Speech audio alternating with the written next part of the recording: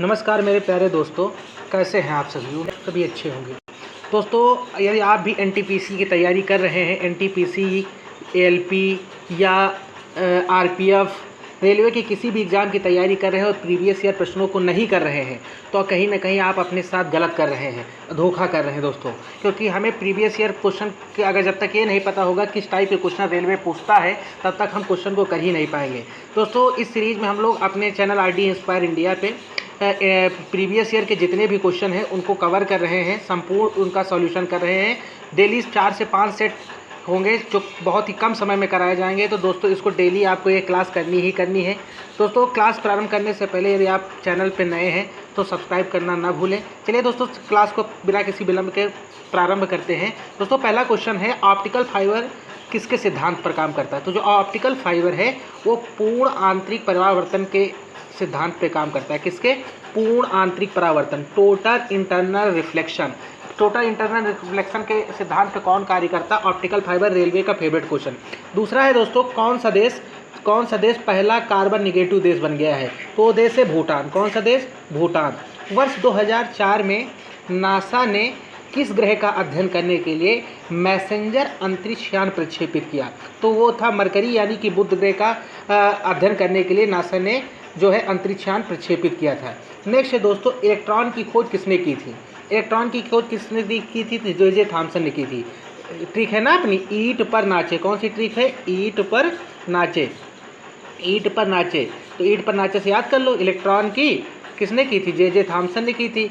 और प्रोटॉन की किसने की थी? रदरफोर्ड ने की थी। और नाचे से न्यूट्रॉन की किसने की थी? चैडविक ने की थी। अब बताओ कि न्यूट्रॉन ने चैडविक की खोज कब की थी? नेक्स्ट है दोस्तों, भारत का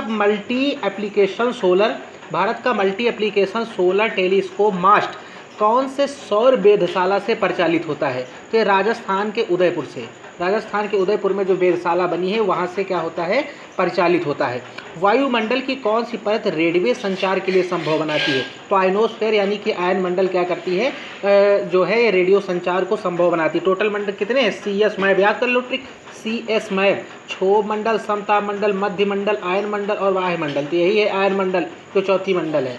ठीक है। नेक्स्ट है दोस्तों, वायुमंडल की कौन सी परत? भारत का पर्यावरण संरक्षण अधिनियम किस वर्ष पारित हुआ? तो भारत का पर्यावरण संरक्षण अधिनियम किस वर्ष पारित हुआ? 1986 में। कब? 1986 में। बिजली के उपकरणों को वोल्टेज में अचानक होने वाले चढ़ाव से बचाने हेतु कौन सा उपकरण लगाया जाता है? तो ये लगाया जाता है सर्ज प्रोटेक्टर। कौन सा? Surge protector. नेक्स्ट है दोस्तों, कंप्यूटर के संदर्भ में GUI, क्या GUI का संक्षिप्त रूप क्या है? ये क्वेश्चन रेलवे के अतिरिक्त अन्य भी कई एग्जाम में आ चुका है। तो G for graphical, U for user, I for interface. तो ग्राफिकल यूजर इंटरफेस। नेक्स्ट है दोस्तों, 17/1/2017 में जो सेकंड शिफ्ट हुई थी उनके प्रश्नों को चलिए कवर करते हैं। अंतरिक्ष विज्ञान में किस विषय को शामिल नहीं किया गया? तो अंतरिक्ष विज्ञान में मानव संस्कृत को शामिल नहीं किया गया, ह्यूमन कल्चर को शामिल नहीं किया गया। नेक्स्ट है दोस्तों, पादप और सूक्ष्म जीव किसकी गुणवत्ता सुधारने में सहायता करते हैं? तो जो पादप और सूक्ष्म जीव हैं वो किसकी गुणवत्ता सुधारने में सहायता करते हैं? जिसमें वायु, जिसमें हम सांस लेते हैं, उसकी गुणवत्ता सुधारने में क्या करते हैं? सहायता करते हैं। नेक्स्ट है दोस्तों, जर्मेनियम का प्रयोग सामान्यतः किसमें किया जाता है? तो जर्मेनियम का प्रयोग हम लोग किसमें करते हैं? अर्धचालक यानी सेमी कंडक्टर में करते हैं। किसमें करते हैं? सेमी कंडक्टर में। MS वर्ड, क्या दोस्तों? MS वर्ड है, उसका एक उदाहरण है। तो ये है एप्लीकेशन सॉफ्टवेयर। क्या है? Application software. फ्लोरा और फौना, ये दोस्तों SSC में भी खूब पूछा जाता है। फ्लोरा और फौना किससे संबंधित है? तो फ्लोरा किससे है? पौधे से। और फौना किससे है? जंतु से। कभी कभी अकेले भी पूछ लिया जाता है कि फौना किससे संबंधित है। याद रखिएगा, फौना जंतु से, फ्लोरा पौधों से संबंधित है। विश्व स्वास्थ्य संगठन यानी कि WHO, विश्व स्वास्थ्य संगठन यानी कि WHO की स्थापना कब हुई थी? बताइए। 7 अप्रैल 2016 में। सितंबर, विश्व स्वास्थ्य संगठन सितंबर 2016 में किसको मलेरिया से मुक्त घोषित कर दिया? तो श्रीलंका को पूर्ण रूप से मलेरिया मुक्त घोषित देश कर दिया है। दोस्तों, वायु में ध्वनि की गति की तुलना में अधिक तेजी से गति करने वाली वस्तु किस रूप में गमन करती है? तो बताइए किस रूप में गमन करती है। और ये भी बताइए कि सबसे तेज वायु में गति किसकी होती है? सबसे तेज दोस्तों। नेक्स्ट है 17/1/2017 के थर्ड शिफ्ट के क्वेश्चन चलिए करते हैं दोस्तों। तो कैवेडियर को कहा जाता है, कैवेडियर को क्या कहा जाता है? तो कैडवर जो है, कैडवर शरीर रचना विज्ञान के लिए इस्तेमाल होने वाले मृत मानव शरीर को क्या कहा जाता है? कैडवर कहा जाता है। क्या कहा जाता है? कैडवर। दोस्तों नेक्स्ट क्वेश्चन है, माइक्रोसॉफ्ट विंडोज कीबोर्ड में वर्तमान टास्क को रोकने के लिए किस कुंजी का प्रयोग किया जाता है? तो ESC जो कुंजी होती है, देखते हो उसमें रही लगी रहती है साइड में सबसे किनारे, उसी का प्रयोग किया जाता है। कंप्यूटर से भी क्वेश्चन आते हैं तो कंप्यूटर भी पढ़ते रहिएगा। और है नेक्स्ट है दोस्तों, कंप्यूटिंग के संदर्भ में एप्लेट है। एप्लेट क्या है? तो कंप्यूटिंग के संबंध में जो एप्लेट है एक जावा एप्लीकेशन है। क्या? एक जावा एप्लीकेशन है। नेक्स्ट है दोस्तों, भारत के पहले ऑटो जैव CNG संयंत्र का उद्घाटन अगस्त 2016 में पुणे में किन केंद्रीय मंत्रियों द्वारा किया गया? तो नितिन जयराम गडकरी और मनोहर पारिकर। ये क्वेश्चन तो करंट का है, ये नहीं आएगा क्योंकि उस समय मनोहर पारिकर थे विदेश मंत्री, रक्षा मंत्री, और नितिन जयराम गडकरी रक्षा वो थे सड़क परिवहन मंत्री। दोस्तों ये नहीं आएगा क्वेश्चन, आगे चलते हैं। किसी पदार्थ में मुक्त किसकी उपस्थिति उसे पदार्थ का सुचालक बनाती है? तो इलेक्ट्रॉनों की। जब इलेक्ट्रॉन मुक्त रूप से गमन करते हैं तभी तो सुचालक पदार्थ कहलाते हैं, यानी कंडक्टर। विज्ञान और प्रौद्योगिकी, साइंस एंड टेक्नोलॉजी मंत्रालय द्वारा 2016 में किसान सशक्तिकरण के लिए प्रारंभ किया गया एक नया कार्यक्रम, तो बायोटेक किसान है। विश्व पर्यावरण दिवस 2016 का नारा क्या था? तो गो वाइल्ड फॉर लाइफ है। क्या है? गो वाइल्ड फॉर लाइफ है। नेक्स्ट क्वेश्चन है दोस्तों साइंस का, प्रतिबिंब की ऊंचाई h, वस्तु की ऊंचाई o को अनुपात को क्या कहते हैं? तो प्रतिबिंब की ऊंचाई यहाँ h नहीं होगा, I होगा, और वस्तु की ऊंचाई o, इसको क्या कहते हैं? रेखीय आवर्धन नियम यानी कि m कहते हैं। m बराबर I/O O होता है, और याद रखिएगा m बराबर I/O और इसके इक्वल होता है -V/U। ये भी रेलवे ग्रुप D में क्वेश्चन पूछा जाता है इससे रिलेटेड। नेक्स्ट है दोस्तों, किस स्थान पर बड़े भूकंप आने की संभावना होती है? तो किस स्थान पर बड़े भूकंप आने की संभावना होती है? तो किस स्थान पर बड़े भूकंप आने की संभावना की भविष्यवाणी करने के लिए भूकंप विज्ञानी किसको आधार नहीं बनाते हैं? तो ग्रहों की स्थिति को आधार नहीं बनाया जाता है। दोस्तों पाइथन क्या है? पाइथन क्या है? तो पाइथन एक प्रोग्रामिंग लैंग्वेज है। क्या है? प्रोग्रामिंग लैंग्वेज है। नेक्स्ट है दोस्तों, फिजियोलॉजी या चिकित्सा विज्ञान के लिए 2016 का नोबेल पुरस्कार किसके दिया गया? तो एसुनेरी ओसुमी को दिया गया था। किसको दिया गया था? एसुनेरी ओसुमी को दिया गया था। नेक्स्ट है दोस्तों, ये जो क्वेश्चन हम कर रहे हैं ये 18/1/2017 18/17 के तीनों शिफ्ट के क्वेश्चन हम कर चुके हैं। तो 18/1/2017 में पूछा गया था हबल का नियम किससे संबंधित है? तो हब्बल का नियम भूगोल में पढ़े हो। हब्बल का नियम किससे है? खगोलकी से है। किससे? खगोलकी से। नेक्स्ट है, अप्रैल 2016 में राष्ट्रीय हरित अधिकरण ने किसको बचाने के लिए अरुणाचल प्रदेश में जल विद्युत परियोजना के लिए दी गई पर्यावरण मंजूरी को निलंबित कर दिया? तो काली गर्दन वाले सारस को। किसको? काली गर्दन वाले सारस को। नेक्स्ट है दोस्तों, MS वर्ड के टेक्स्ट डॉक्यूमेंट में काम करते समय यदि माउस को कितनी बार क्लिक करने पर या डिफ़ॉल्ट रूप से पैराग्राफ का चयन करा जाता है? तो माउस को 3 बार क्लिक किया जाता है। किसको कितनी बार? 3 बार किया जाता है। विशेषज्ञों के अनुसार हाल ही में उत्तराखंड के जंगलों में लगी प्रचंड आग के कारण किसका निर्माण हुआ? तो इसके कारण ब्लैक कार्बन का निर्माण हुआ। किसका निर्माण हुआ? ब्लैक कार्बन का निर्माण हुआ। पृथ्वी की सतह का पलायन वेग कितना है? तो पृथ्वी की सतह का पलायन वेग दोस्तों कितना है?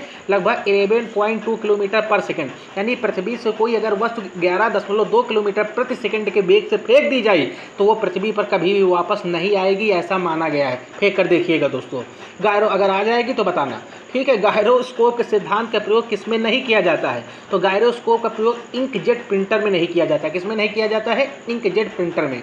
नेक्स्ट है दोस्तों, एक बुनियादी कंप्यूटर सिस्टम की पेरिफेरल डिवाइसों में यह शामिल नहीं होता है। तो क्या नहीं होता? CPU का फुल फॉर्म भी पूछा गया है, सेंट्रल प्रोसेसिंग यूनिट। हाँ, कंट्रोल प्रोसेसिंग यूनिट ना कर देना। नेक्स्ट है दोस्तों, पूर्ण सूर्य ग्रहण तब होता है जब कब होता है? तो सूर्य, चंद्रमा और पृथ्वी एक सीधी रेखा में हो तो कब होता है? पूर्ण सूर्य ग्रहण होता है। अब इसकी एक ट्रिक बता दें आपको, कहिए तो बता देते हैं। सुचप, याद रखिए सुचप। तो सूर्य, साथ से सूर्य और पृथ्वी के बीच में कौन आ जाए? चंद्रमा आ जाए तो क्या हो जाता है? पूर्ण सूर्य ग्रहण। और चंद्र ग्रहण पूछ ले तो सुपच याद कर लो, बस सुपच। क्या? सुपच। तो सूर्य और पृथ्वी के बीच, चंद्रमा के बीच में पृथ्वी आ जाए तो चंद्र ग्रहण होता है। खत्म काम, इसका हो गया। देखो पोस्टमार्टम। नेक्स्ट है दोस्तों, मानो हाइपोथैलेमस ग्रंथि होती है तो मस्तिष्क में उपस्थित होती है। किसमें? मस्तिष्क में। अब आप बताइए कि मस्तिष्क में कितने प्रकार की ग्रंथियाँ होती हैं। नेक्स्ट है दोस्तों, रेल वायर क्या है? तो रेल वायर क्या है? रेल वायर रेलवे ब्रॉन्डेड सेवा है। क्या है? रेलवे ब्रॉन्डेड सेवा। नेक्स्ट है दोस्तों, इलेक्ट्रॉन के समतुल्य प्रतिदीप्त कणों को क्या कहा जाता है? तो इलेक्ट्रॉन के समतुल्य जो होते हैं ये पॉजिट्रॉन होते हैं। क्या होते हैं? पॉजिट्रॉन। नेक्स्ट दोस्तों 18/1/2017 की जो सेकंड शिफ्ट हुई थी उनके क्वेश्चन। जैसे सोर्स कोड को ऑब्जेक्ट कोड में बदलने के प्रोग्राम को क्या कहा जाता है? तो कहा जाता है कंपाइल कर दिया गया, यानी कंपाइलर। राष्ट्रीय भूभौतिकी अनुसंधान संस्थान कहाँ स्थित है? तो ये कहाँ स्थित है? हैदराबाद में स्थित है। कहाँ? हैदराबाद में। किसके द्वारा रासायनिक ऊर्जा को विद्युत ऊर्जा में, रासायनिक ऊर्जा केमिकल एनर्जी को इलेक्ट्रिक एनर्जी में क्या कर दिया जाता है? परिवर्तित। तो ये काम करती है बैटरी। कौन करती है? बैटरी। नेक्स्ट है दोस्तों कौन सा जीव, नेक्स्ट एक मिनट दोस्तों, कौन सा जीव पानी में आणविक ऑक्सीजन रिलीज करता है? तो ये कौन है? फाइटोप्लैंक्टन है। कौन सा है? फाइटोप्लैंक्टन। ठीक है। नेक्स्ट है दोस्तों मोस्ट इंपॉर्टेंट, मछली के हृदय में कितने कक्ष होते हैं? तो मछली के हृदय में कितने कक्ष होते हैं? मछली के हृदय में 2 कक्ष होते हैं। अब बताइए आपके हृदय में कितने कक्ष हैं? नेक्स्ट है दोस्तों डीजल रेल इंजन कारखाना कहाँ स्थित है? तो वाराणसी में। और रायबरेली में क्या स्थित है? रायबरेली वाला भी बहुत पूछा गया है। गीले कचरे को खाद में परिवर्तित करने की प्रक्रिया को क्या कहा जाता है? तो कंपोस्टिंग कहा जाता है। क्या कहा जाता है? कंपोस्टिंग। नेक्स्ट दोस्तों 2 क्वेश्चन, एक क्वेश्चन लास्ट बचा है। यूनिकोड प्रदान करता है।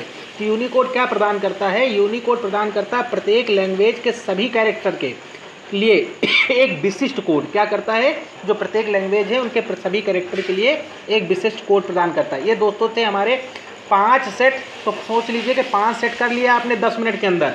ठीक है। ऐसे ही डेली आपको सेट करने हैं तभी तो सिलेक्शन होगा, वरना जीके जीएस का आपको वेटेज पता ही है कितना है। अकेले 30 नंबर की आएगी साइंस, ग्रुप डी के अंदर बता रहे हैं। ठीक है। और 10 नंबर की जीके आएगी। अन्य एग्जाम में एनटीपीसी के अंदर सुन लीजिए, एनटीपीसी के अंदर 30 नंबर की जीके आएगी। अब आप समझिए कि आप 30 नंबर को कैसे गंवाना चाहते हैं, और यही डेली की 2 से 3 क्लास आपको 10-10 मिनट में देखनी है और आपके 100 से 150 क्वेश्चन कवर हो जाएंगे। पढ़ के कभी नहीं कर पाएंगे।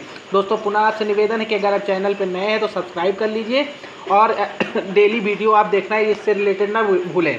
इसके अतिरिक्त चैनल पे विज्ञान की थ्योरी क्लास 7 मिनट्स हो, इन सबको भी चैनल पे अपलोड किया जा रहा है दोस्तों। वो सब भी आपके लिए बहुत ही रामबाण है।